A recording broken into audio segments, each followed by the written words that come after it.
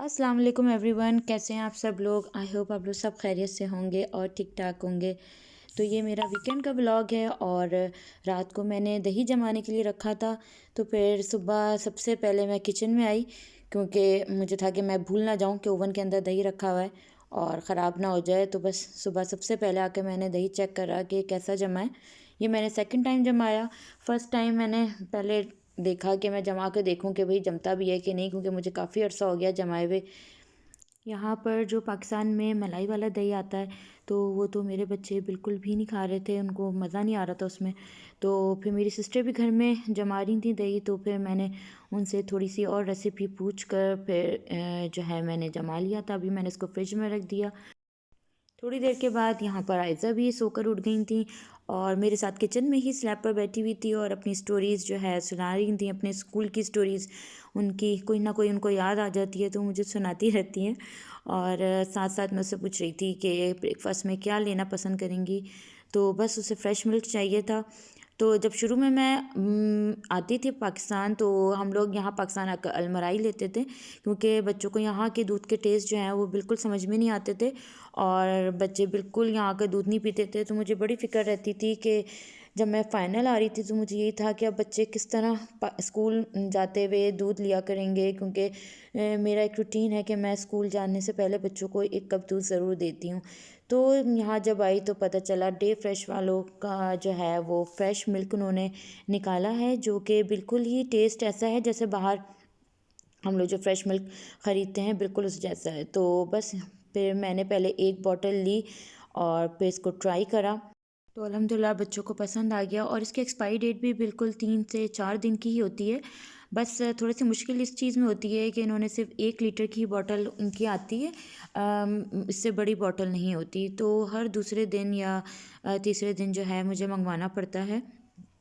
तो आयज़ा के लिए अभी मैंने यहाँ पर थोड़ा सा निकाल कर गर्म किया है क्योंकि मौसम ठंडा है और एकदम ठंडा दूध मैं इसको नहीं दे रही थी सर्दी में। तो बस अभी इनको गर्म कर दूध दिया है। अब दूध के साथ फरमाइश आई कि मुझे तो इसमें कॉर्नफ्लेक्स भी चाहिए और कॉर्नफ्लेक्स इत्तेफाक की बात है कि ख़त्म हो गया था। तो आयज़ा की जो है शक्ल बन गई कि हैं कॉर्नफ्लेक्स फिनिश हो गया है।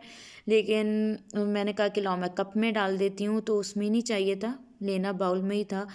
तो बस मैंने कहा चलो अब जब तक ये अपने दूध पीने में बिज़ी हुई हुई हैं स्पून से, तो मैं जो हूँ बाकी घर वालों के लिए ब्रेकफास्ट जो है रेडी कर लेती हूँ।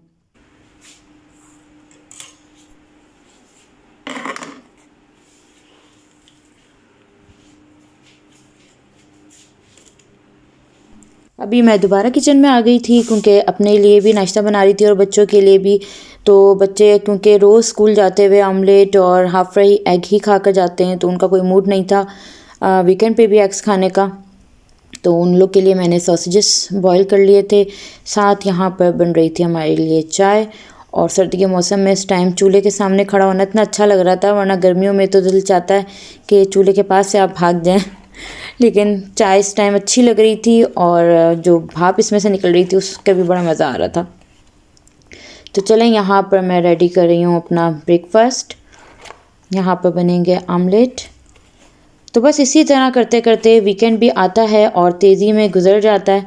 बस सुबह जो है आप उठें, ज़्यादातर टाइम आपका किचन में ही गुजरता है और रोज़ का यही होता है कि रोज़ क्या बनेगा। जब मैं अपने घर वालों से पूछती हूँ भाई कोई मुझे मशवरा दे दे कि आज क्या बनेगा, तो घर वालों के पास से सिर्फ एक ही जवाब आता है और वो होता है कि मम्मा कुछ भी बना लें। हस्बैंड से पूछती हूँ वो भी यही कहते हैं कुछ भी बना लो। अब पता नहीं कुछ भी की रेसिपी कहाँ से मिलती है वो मुझे नहीं पता, लेकिन एट द एंड बनाना मुझे ही पड़ता है। तो मैंने सोचा कि मैं बना लेती हूँ गरम गरम मटर पुलाव। तो मैंने कनौर क्यूब वाला मटर पुलाव बना लिया था और साथ जो है मैं इसके बना रही हूँ बैगन का रायता। वो रायता मैंने दही यूज़ किया जो मैंने रात को जमाया था। तो यहाँ पर मैंने ऑलमोस्ट का मसाला भी रेडी कर लिया है। बैगन जो है मैंने काट कर उसको फ्राई कर लिया है और मसाला बनाकर मैं यहाँ पर बैगन का रायता रेडी करूँगी।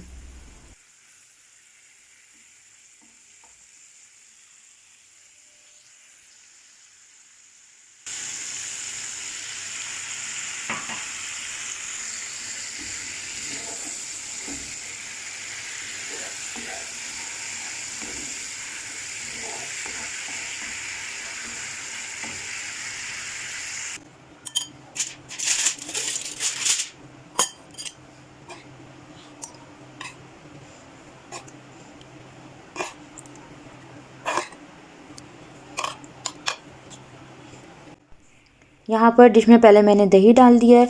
अब मैं एक लेयर जो है वो बैंगन की लगा दूँगी और ऊपर से मसाले की लेयर लगा दूँगी। इसी तरह मैं 2 से 3 बार लेयर्स रिपीट करूँगी और आप पे डिपेंड करता है कि आप कितनी बड़ी डिश में आप बना रहे हैं, तो आप उतनी ही लेयर्स लगा सकते हैं।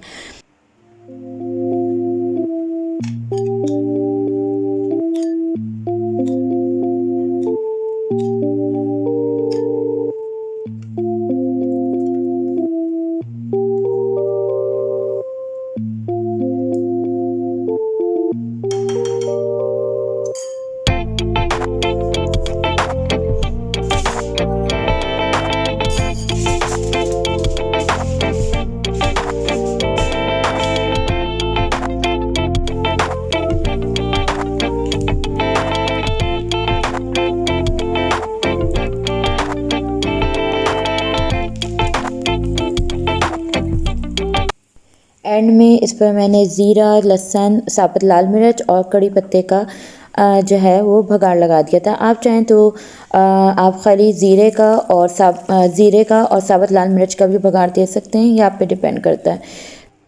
और मज़ेदार बैगन का रायता रेडी हो गया था। बस हम लोग खाना खाकर फ़ारिग हुए और शाम के टाइम मौसम क्योंकि अच्छा था तो इसलिए हम लोग बच्चों को जो है बाहर लेकर निकल गए। और डेकोरेशन भी बहुत अच्छी बैरिया टाउन में हुई हुई थी। तो जैसे कि आप लोग को अंदाज़ा हो गया होगा मेरे थंबनेल से कि आज मैं आप लोग के साथ अपने 1K की सेलिब्रेशन शेयर करने वाली हूँ।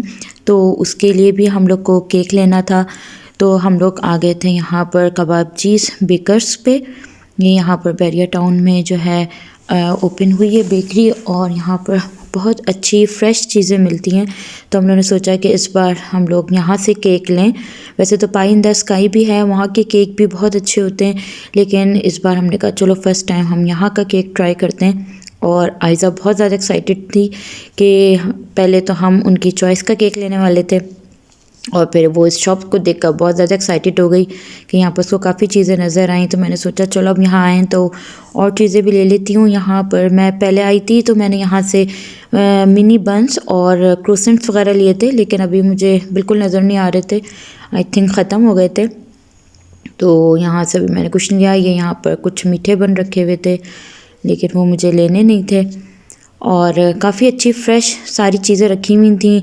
बर्थडे की डेकोरेशन की यहाँ पर चीज़ें भी हैं और ये पूरा जो इनका सेक्शन है यहाँ पर इन्होंने रखे हुए हैं रस्क जो पापे होते हैं। तो मैं यहाँ पर मिनी रस्क ढूंढ रही थी क्योंकि वो ज़रा इजी होते हैं चाय के साथ खाने के लिए। तो जो पहले मैंने लिए थे मुझे वो भी नहीं मिले, तो फिर मैंने यहाँ पर ये वाले ले लिए थे दूसरे। और साथ में यहाँ पर जो निम्को वगैरह मिलती है वो भी बहुत अच्छी मिलती है। मैंने पहले भी यहाँ से ली थी तो अभी मैंने कहा लाओ लेकर रख लेती हूँ क्योंकि ये चीज़ें काम आती रहती हैं। और यहाँ मेरे हस्बैंड कह रहे थे कि चलो बस एक एक ले लेते हैं। मैंने कहा नहीं एक एक से क्या होता है, दो दो तो लेने होंगे क्योंकि देखा जाए तो पैकेट आपको इतना बड़ा लगता है लेकिन जब आप ओपन करें तो हाफ़ पैकेट ही ऑलमोस्ट निकलता है। तो बस यहाँ से जो काम की चीज़ें थी अपनी वो ली, निम्को वगैरह ले ली थी। मैं ज़्यादातर चाय के साथ जो है बिस्किट्स हो गए, ये निम्को हो गई और बच्चों के लिए नूडल्स वगैरह बना लेती हूँ शाम के टाइम। तो अच्छा लगता है, बच्चों भी सब मिल बैठकर हम लोग सब खा लेते हैं आराम से। और यहाँ पर जो है आप देख सकते हैं कि अच्छी फ़्रेश सारी मिठाइयाँ रखी हुई हैं। ये हम लोग ने ली नहीं थी क्योंकि हम लोग को लेना था केक। तो बस मैंने कहा चलें मैं यहाँ पर सारा सर्वे कर लेती हूँ कि पता चले कि कभी यहाँ से कुछ लेना हो तो यहाँ आ सकते हैं। और यहाँ पर सारी जो हैं डिफरेंट वैराइटीज़ रखी हुई हैं पेस्ट्रीज़ की, केक्स की।